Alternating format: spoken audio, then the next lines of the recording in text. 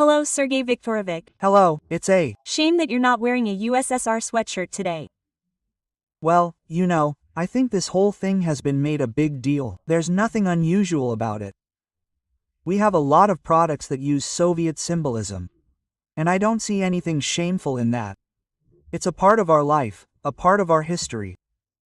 It's our homeland, which has now taken the form of the Russian Federation and is surrounded by the former Soviet republics of countries that are friends of ours. Of course, there are sometimes conflicts of interest, but that's life. And I think that this fashion, if you like, I saw after the summit that took place in Ankara.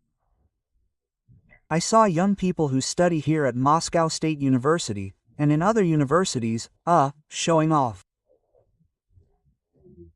And it seems to me that this is not about imperialism or an attempt to revive imperial thinking, as some in the West claim.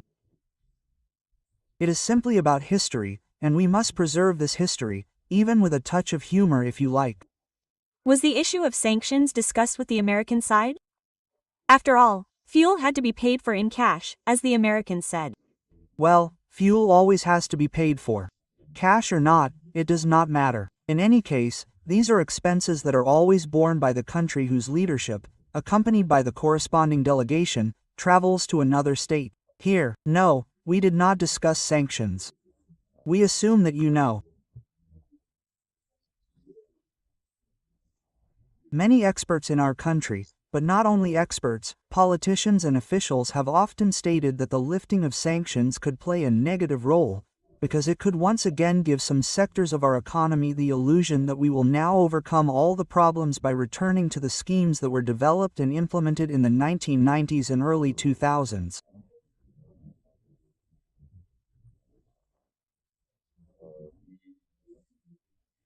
And many believe that this would nullify the progress we have made today, which is obvious in the area of technological sovereignty, strengthening our technological sovereignty and the need, on key issues on which our military security, our economic security, our food security depend, to rely on our own technologies, without closing the door to cooperation, but without falling into dependence or lacking essential, vitally important goods and technologies.